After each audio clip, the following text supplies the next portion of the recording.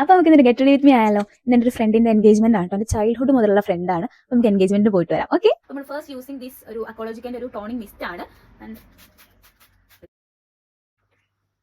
Friends ഒക്കെ marriage ചെയ്തു, engagement നടക്കുന്നു. ആൻഡ് എനിക്കതൊന്നും വിഷമില്ല. കാരണം എന്താണ്, ഞാൻ ചെറിയ കുട്ടിയാണെങ്കിലും I am very young girl. Okay, ഞാൻ തന്നെ ഇങ്ങനെ പറയാൻ.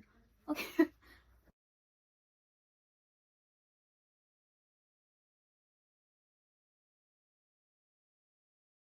And next I am using ഈ ലിപ് ബാം വാസ്ലൈൻ്റെ. ഇറ്റ്സ് ഭയങ്കര അടിപൊളിയാണ് കേട്ടോ. ഞാൻ അടുത്തിടെ പർപ്പിളിന് മേടിച്ചാണ്.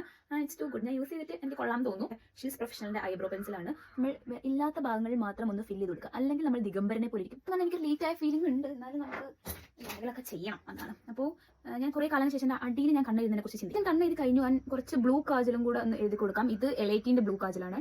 ഞാനൊന്ന് എഴുതിയിട്ടുണ്ട്. അടുത്ത നമുക്ക് മസ്കാര.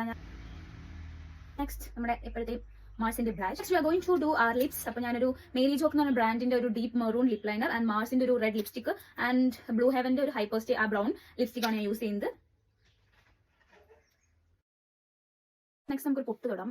വളരെ ചെറിയ പൊട്ടാണ്. ഞാൻ പൊട്ട് തൊടാണ്ട് എവിടെയും പോകാറില്ല. അതിന്റെ ലിപ്സ്റ്റിക് പോലെ തന്നെ എന്റെ കോൺഫിഡൻസിനെ ബാധിക്കുന്ന ഒരു സാധനമാണ് പൊട്ട്. അങ്ങനെ ആരെങ്കിലും ഉണ്ടെങ്കിൽ കമന്റ് ചെയ്യൂട്ടോ. ദിസ് ഇസ് ആക്സസറൈസ് ഒക്കെ ചെയ്തിട്ട് വേഗം വരാം. Yes, I am ready. ഈ ഒരു കമ്മലാട്ടോ ഇട്ടിട്ടുള്ളത്. അപ്പൊ എങ്ങനെയുണ്ട്? അടിപൊളിയായിട്ടില്ലേ? അപ്പൊ ഞാൻ പോയിട്ട്. Okay, by.